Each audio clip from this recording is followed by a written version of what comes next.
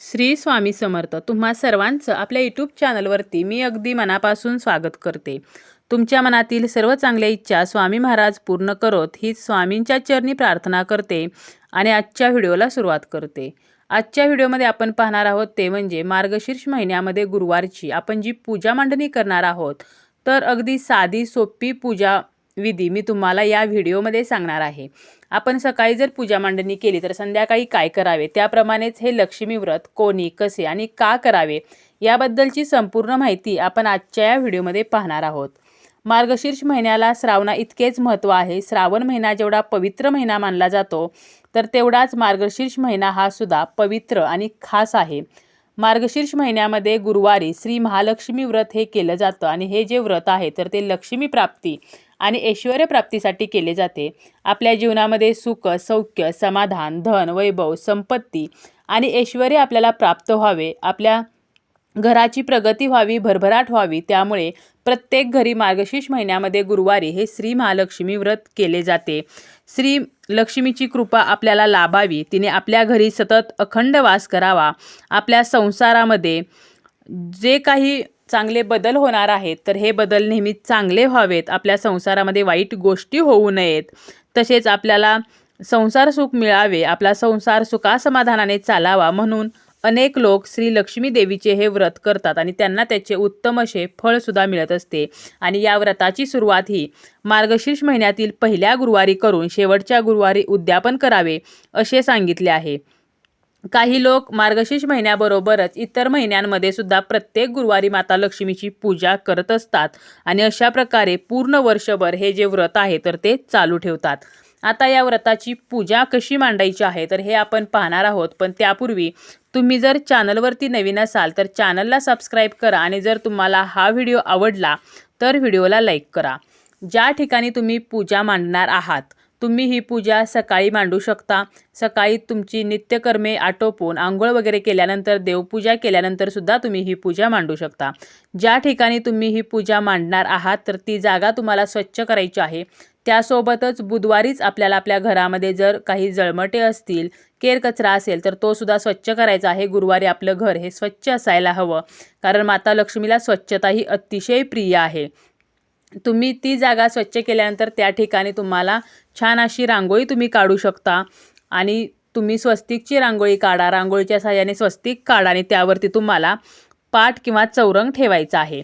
या पाटावरती तुम्हाला एक नवीन कापड अंतरायचं आहे. हे जे कापड आहे तर ते शक्यतो लाल रंगाचंच असावं किंवा तुम्ही पिवळ्या रंगाचं कापडही घेऊ शकता. लाल आणि पिवळा रंग सोडून इतर रंगाचं कापड शक्यतो वापरू नका, कारण आपल्याला माहीत आहे की पिवळा जो रंग आहे तर तो पिवळा रंग गुरुग्रहाचं प्रतिनिधित्व करतो. त्याप्रमाणेच प्रत्येक वेळेला आपण कोणत्याही पूजेमध्ये किंवा कोणतीही पूजा मांडताना लाल रंगाचं कापड हे वापरत असतो. त्यामुळे शक्यतो लाल किंवा लाल नसेल तर पिवळ्या रंगाचं कापड आपल्याला त्या पाटावरती अंथरून घ्यायचं आहे. आणि आपल्याला सर्वप्रथम दिवा लावायचा आहे. तुम्ही निरंजन लावा, समई लावा, तुमच्याकडे जो दिवा आहे जो तुम्ही रेग्युलरली वापरता तर तो दिवा तुम्हाला लावायचा आहे. सर्वप्रथम आपल्याला अग्नी प्रज्वलित करायचा आहे. या दिव्यातील जी वात आहे तर या वातीची दिशा आपल्याला चुकूनही पश्चिम आणि दक्षिणेला करायची नाही, ही काळजी घ्यायची आहे.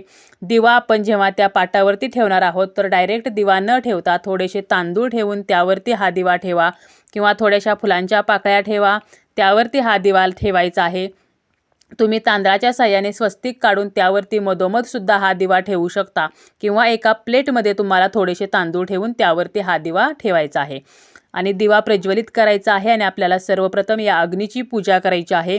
हळदी कुंकू अक्षता फूल अर्पण करायचं आहे. कोणताही जेव्हा आपण धार्मिक विधी करतो किंवा कोणतीही पूजा मांडतो तर त्यामध्ये सर्वप्रथम पहिल्यांदा दिव्याची पूजा करायची, दिवा प्रज्वलित करायचा, कारण दिवा प्रज्वलित केल्याशिवाय अग्नीशिवाय कोणतीही पूजा ही पूर्ण होत नाही. आपण जर दिवा प्रज्वलित न करता एखादी पूजा केली तर त्या पूजेचं आपल्याला फळ मिळणार नाही, मग तुम्ही ती कितीही साग्रसंगीत पूजा करा. त्यामुळे सर्वप्रथम आपल्याला दिव्याची पूजा करून घ्यायची आहे. यानंतर आपल्याला गणपती बाप्पांच्या मूर्तीला पाण्याने पंचामृताने अभिषेक करायचा आहे. श्री गणेशाय नमः किंवा ओम गण गणपते नमः म्हणत हा अभिषेक करा. ती मूर्ती आपल्याला स्वच्छ कपड्याने कोरडी करायची आहे. थोडेसे तांदूळ ठेवून ती मूर्ती तुम्हाला त्या पाटावरती एका बाजूला मांडायची आहे. या मूर्तीला आपल्याला हळदी कुंकू अक्षता फूल अर्पण करायचं आहे, गुळ खोबऱ्याचा नैवेद्य ठेवायचा आहे, तुमच्याकडे दुर्वा असतील तर दुर्वासुद्धा अर्पण करायचे आहेत. आणि यानंतर आपल्याला या पाटावरती कलशाची मांडणी करायची आहे. तांब्याचा तांब्या घ्यायचा आहे, हा तांब्या स्वच्छ असावा, त्यावरती आपल्याला स्वस्तिक काढायचं आहे. स्वस्तिकच्या दोन्ही बाजूला 2 उभ्या रेषा द्यायच्या आहेत. त्यासोबतच आपल्याला हळदी कुंकवाचे सुद्धा 5-5 बोटे या तांब्याला लावून घ्यायचे आहेत. या तांब्यामध्ये पाणी भरायचं आहे, त्यामध्ये आपल्याला हळदी कुंकू, अक्षता म्हणजे थोडेसे तांदूळ, फूल, दुर्वा, नाणं, सुपारी या गोष्टी टाकायच्या आहेत. आणि यानंतर त्या पाटावरती तुम्हाला तांदळाची रास घालायची आहे. तुम्ही अष्टदल कमळसुद्धा काढू शकता. आणि या तांदळाच्या रासेवरती आपल्याला हा जो तांब्याचा तांब्या आहे तर तो ठेवायचा आहे. त्यामध्ये तुम्हाला आंब्याची 5 पाने, विड्याची 5 पाने अशी ठेवायची आहेत. आणि त्यासोबतच तुम्हाला फुलांच्या आणि फळांच्या जर ढाळ्या मिळाल्या छोट्या छोट्या किंवा पाने तुम्ही घ्या. ढाळ्या जर आपण घेतल्या तर बरीचशी पाने जी आहेत तर ती आपल्याला फेकून द्यावी लागतात. त्यापेक्षा तुम्ही समजा आंब्याची 5 पाने, चिक्कूची 5 पाने, पेरूची 5 पाने, तर अशी फळांच्या झाडांची किंवा फुलांच्या सुवासिक जी फुलं आहेत तर अशा सुवासिक फुलांच्या झाडांची पानेसुद्धा यामध्ये घ्यायची आहेत. आणि अशा आपल्याला पत्री ज्या आहेत तर त्या 5 प्रकारच्या पत्री घ्यायच्या आहेत. तुम्ही जरी आंब्याची पाने घेतली, त्यासोबतच चिकूची पाने, सीताफळाची, पेरूची आणि त्यासोबत अजून एखाद्या फुलझाडाची पाने, तर अशी 5 प्रकारच्या झाडांची पाने 5-5 पाने आपल्याला घ्यायची आहेत. ती सुद्धा या कलशावरती आपल्याला ठेवायची आहेत. आणि त्यावरती आपल्याला नारळ ठेवायचा आहे.